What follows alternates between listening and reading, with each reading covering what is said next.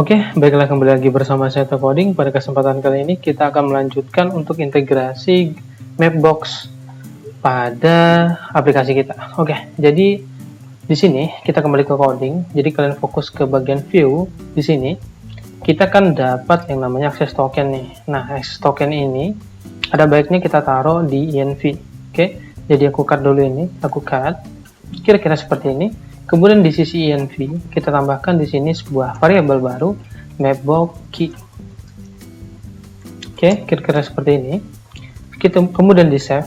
Oke, di save. Langkah berikutnya adalah supaya bisa tampil, kita echo aja di sini. env, kemudian nama dari key-nya, yaitu mapbox key. Oke, mapbox key. Oke, jadi bagi kalian yang ingin pakai, bikin akun sendiri ya, jangan pakai key aku. Oke, kira-kira seperti ini. Dan harusnya jika aku refresh itu dia masih berjalan. Oke, artinya key-nya benar. Tetapi jika key-nya salah, coba aku salahin ya. env, aku tambah sesuatu di situ, aku coba refresh, harusnya dia nggak jalan. Oke, jadi pastikan mapbox key kalian udah sesuai dengan akun yang dibikin tadi. Oke.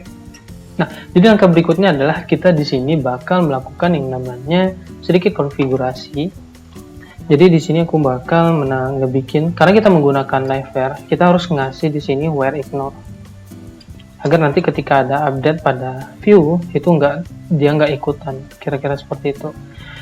Nah, jadi kemarin itu di sini aku ngasih demo, kita punya sebelah kiri map, kemudian di sebelah kanan ada form ya. Oke. Jadi kita bikin dulu yang seperti itu. Jadi di sini aku bakal ngebikinin div, kemudian kelasnya adalah row, kemudian kita bikin di sini kelasnya adalah call md8. Itu untuk di sebelah kiri adalah untuk di bagian map nih. Oke, untuk si mapnya.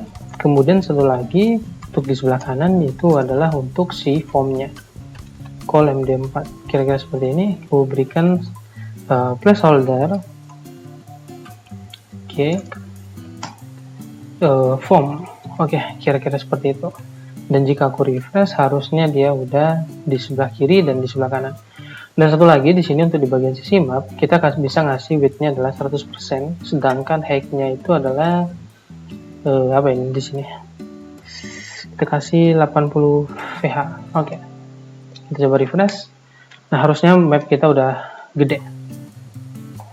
Oke, jadi langkah berikutnya aku pengen nge-wrap si map itu dalam sebuah car. Div class car.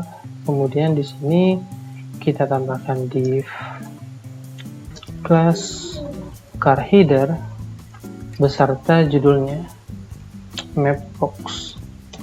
Oke. Kemudian setelah car header di dalamnya ada car body. Oke, kira-kira seperti itu. Dan kita udah punya template untuk car, jadi kita kopikan ini ke form. Oke, jadi kita bisa bikin di sini form, dan tentunya kita bisa copy map tadi ke dalam car body. Kira-kira sesimpel ini aja. Oke, kita refresh dan harusnya akan jadi lebih rapi. Oke deh, lebih rapi. Hanya saja mapnya kayaknya terlalu tingginya. Kita coba kasih 75. Oke, coba kita refresh.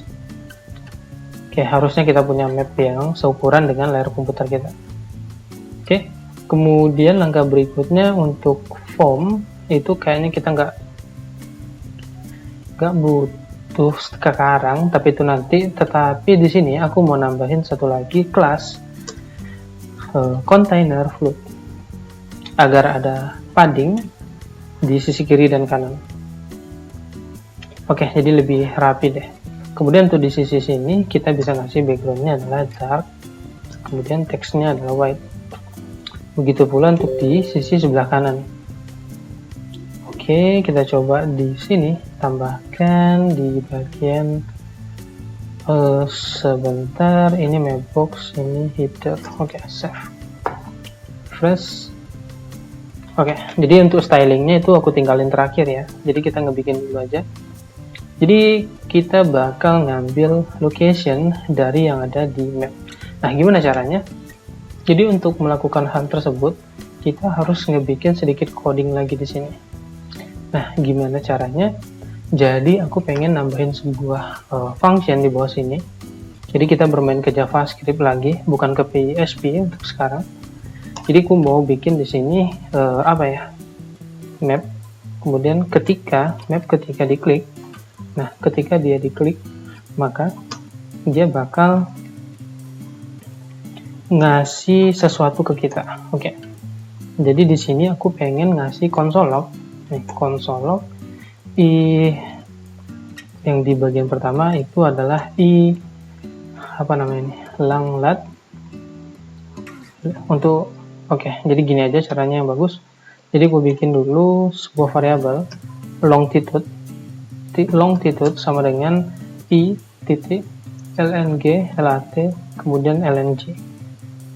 Nah, kemudian yang berikutnya di sini ada cons latitude kemudian i lng lat di sini lat. Kemudian kita coba console log agar tampil apa sih yang kita dapat setiap kali kita melakukan klik. Save. Nah, aku coba refresh dulu, dan jika kita klik inspect element, kemudian kita klik console, kita klik salah satu yang ada di map, kita dapat longitude dan latitude. Jadi yang seperti ini kita bakal gunakan di sini. Jadi kalian tentukan di mana rumah kalian atau alamat lokasinya. Kebetulan aku sekarang lagi domisili di Tangerang Selatan. Tapi aku sampai sekarang bingung cari sawah lama. Soalnya aku baru di sini sih. Yaudah sembarang aja. Jadi aku ambil di sini adalah titik dari map kita nanti. Nah, kita kan dapat di sini nih 106 sekian. Kita copy longitude-nya. Kemudian di bagian map kita bakal tentukan default location. Jadi ketika kita ngeload map, nanti dia bakal pergi kemana gitu. Jadi aku mau ngebikin sebuah function di sini, variabel default location sama dengan dia nerima array. Jadi kita bisa tulis seperti ini 106, sekian. Kemudian paste copy lagi yang ini supaya dia lebih akurat. Kira-kira seperti itu. Kemudian si default location tadi kita bisa taruh di sini. Center default location. Kemudian kita bisa menentukan zoom-nya. Jadi aku mau dekat sehingga 11,15. Kira-kira seperti ini aja. Nah, jadi langkah berikutnya jika aku refresh, maka harusnya dia bakal nge-center ke bagian Tangerang. Di tempat yang aku pilih tadi. Jadi udah dapat kita default location. Kemudian langkah berikutnya adalah kita belajar bagaimana cara menambahkan kontrol. Jadi aku pengen ada zoom di sini di sebelah kanan. Jadi gampang banget, kalian tambahkan di sini map. Dia punya metode namanya add control. Kemudian di dalamnya dia nerima parameter di sini map box gl titik navigation control kira-kira seperti ini. Jadi aku save. Kemudian kita coba refresh. Jadi kalian bisa lihat di sini ada minus, ada plus. Minimal kita punya kontrol di sini. Nah, jadi langkah berikutnya adalah kita pengen nanti ketika kita mau menambahkan data, jadi nanti data tersebut bakal terbinding dengan yang ada di liveware kita. Tetapi sebelum itu, aku bakal nampilin ke kalian gimana cara styling di sini. Jadi sebenarnya cara styling itu sangat simple sekali. Jadi untuk secara default itu kita bisa memilih street V11. Kira-kira seperti ini tampilannya. Udah bagus dan keren. Kemudian jika kalian ingin men-setnya secara manual, kalian bisa menambahkan di sini map set style. Kira-kira seperti itu. Nah, kemudian kalian set stylenya sesuai dengan yang ada di sini. Kita copy aja ya. Kita copy. Mapbox set style. Nah, kemudian di sini kita harus mendefinisikan stylenya apa. Kemudian kebetulan aku punya beberapa style di sini, jadi aku bikin gini dulu ya, bentar. Kita pakai backtick. Jadi nanti aku bakal tampung style tersebut di dalam sebuah variabel. Oke. Const style sama dengan, nah kalian bisa pilih berbagai macam pilihan seperti dark versi 10. Nah, jadi di sini untuk di bagian style itu kalian hilangin aja. Oke, kita coba save. Jika aku refresh, nah harusnya map kita udah jadi hitam. Nah, berikut adalah beberapa style yang bisa kalian gunakan. Aku coba komentarkan aja di sini seperti like versi 10, kemudian outdoors versi 11. Kemudian di sini ada satellite versi 9 di sini. Kemudian ada street versi 11 yang default kita pakai tadi. Kemudian terakhir ada dark versi 10. Nah, kalian tinggal ganti aja value dari variabel ini, kemudian coba refresh sesuai dengan yang ada di sini. Pilih salah satu aja. Oke, jadi untuk stylingnya kita pilih hitam. Oke, kira-kira seperti itu. Nah, kemudian langkah berikutnya adalah aku pengen nanti ketika dia mengklik ini, dia bakal mengarahkan ke form. Jadi kita bakal tambahkan di sini di bagian form div class form group, kira-kira seperti ini. Kemudian di dalamnya ada div class row, dan di dalamnya ada juga div class column 6, dan itu ada 2. Jadi nanti di dalam ini aku bakal ngisikan div class sebentar, div class form group. Kemudian di sini aku bakal nambahkan apa ya? Oke, jadi ternyata form groupnya harusnya di dalam sini ya. Oke, sehingga tampilannya seperti ini. Nah, kemudian di form group ini kita bakal tampilkan di sini label longitude, kemudian dengan input type-nya text dengan kelas form control. Oke, kira-kira seperti ini. Kemudian kita coba copy, kemudian paste lagi di sini. Kita bikin untuk yang siapa yang namanya latitude. Oke, jadi nanti tolong dibantu aja ya kalau aku salah spelling longitude dan latitude-nya. Kita coba refresh. Oke, jadi kita dapat longitude dan latitude. Jadi ketika kita mengklik tadi, dia kan masih nampilkan ke konsol log. Nah, sekarang aku pengen dia ngebind ke sisi backend. Oke, jadi kita lihat di kelasnya, kita close dulu yang nggak penting. Kita nambahkan di sini semacam public function. Aku beri nama di sini long dan lat. Kira-kira seperti itu. Sehingga nanti kita bisa akses di sisi liveware-nya. Oke. Nah, langkah berikutnya adalah karena kita menggunakan liveware, jadi kita harus menggunakan yang namanya sedikit penyesuaian. Jadi aku harus menggunakan di sini yang namanya liveware load. Jadi segala macam script yang ada di dalam sini itu harus aku bungkus di dalam sebuah event listener yang memastikan liveware itu udah selesai terload.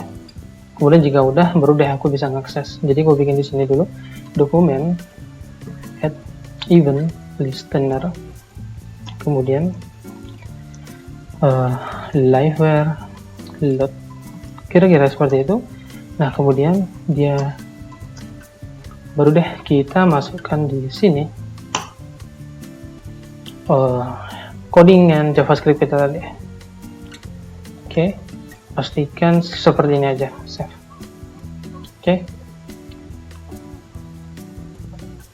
Oke, udah berhasil ya, udah rapi. Kemudian berikutnya jika kita refresh harusnya dia masih jalan. Oke, berarti kalau masih jalan nggak ada masalah. Nah, langkah berikutnya adalah aku mau coba dummy aja di sini, public test value test. Nah, aku pengen yang tes ini bisa aku akses di sisi front end menggunakan inline JavaScript. Nah, gimana caranya? Oke, jadi di dokumentasinya sendiri udah ngasih tahu bahwa aku bisa mengaksesnya menggunakan this. Jadi aku kasih flag di sini. Ini value dari liveware. Jadi aku panggil seperti ini. dia ada build directive, kemudian panggil this, kemudian nama dari variabel kita tadi, yaitu test. Dan jika tampil, harusnya udah terintegrasi.